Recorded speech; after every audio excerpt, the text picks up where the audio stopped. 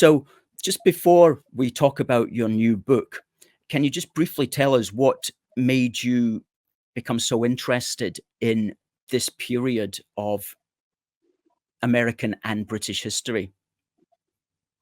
Sure. I think that it really started when I was quite young. I took an interest towards British history in general. It started out with the myths and legends that are mostly settled around the Middle Ages, like Robin Hood, for example, which was the setting for my first novel, Saplings of Sherwood.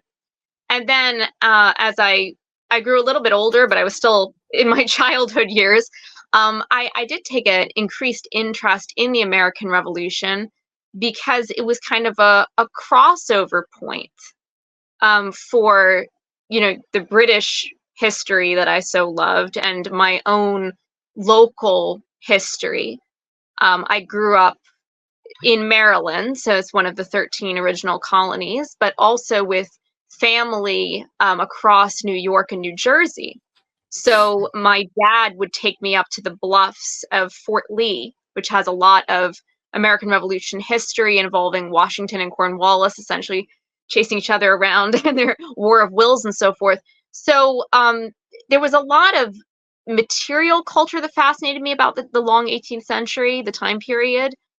It was kind of an in-between time period, I viewed it as, because it sort of straddles, if you will, the time of, the sort of the medieval period and the early modern, the Tudor era and stuff like that, the Stuarts, and then ultimately later on the sort of more fully modern period where you start getting photography and so forth.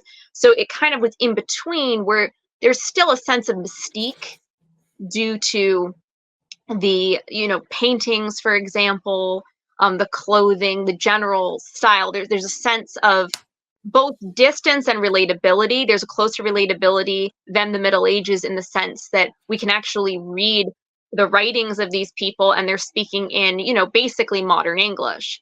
Give or take, obviously, but you can feel that relatability with the primary sources.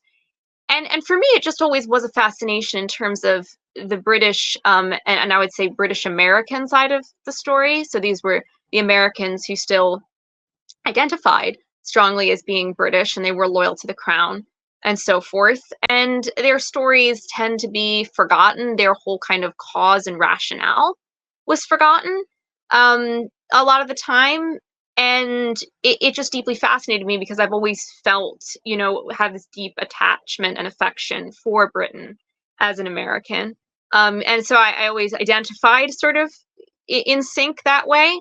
And I think that part of the interest actually was also just the mere fact that it was kind of a lost cause. And I know that some people think of like, oh, the lost cause romanticism that you get with sort of the Jacobite rebellions and stuff. But for me, I think it's a little bit deeper. I kind of lean into it because I think it is a very interesting sort of background, you might say, to ask important, deep spiritual questions for that matter.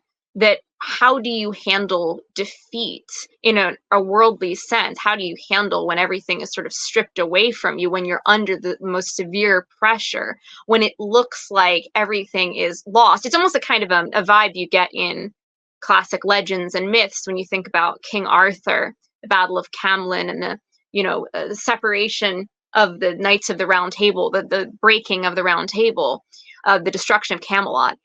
I feel like in its own way, the American Revolution contains those components, that you had a united Anglosphere and you had a united empire, and it broke apart like the breaking apart of the Round Table in a way. And so when I went about trying to write it, I wrote it in that manner. I said, well, let's write it as if we're dealing with a kind of classical tragedy. And we'll bring to it all of those kind of perennial questions that come with the classical tragedy, and hopefully also just to call to mind the fact that we were one people, and in many ways I think that's forgotten. So for me, it's not. I've had some people say this to me where it's like, well, you've had to sort of take yourself out of yourself and put yourself into like another perspective. I'm like, it's not like that for me. It's it's no more like that for me, I feel, than if I were to say now, for example, that the Union and the Confederate sides of the American Civil War that happened later were not in some way equally of the same cultural heritage. That's how I feel about, the British side, if you will. I feel like the Brits that we're talking about, these characters that have fascinated me since childhood, that I related to since childhood, are equally a part of my own heritage. They're not foreigners.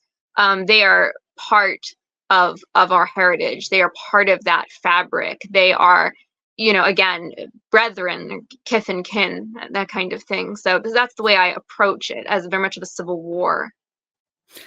Well, thank you for that answer, because that was an extremely eloquent and well put together, off the cuff explanation of what's driving you. And I like your idea there of how both sides are equally valid, because what Mhm. tends to happen in politics, and especially in war, is that the defeated get vanquished and everybody Mhm. forgets all about them.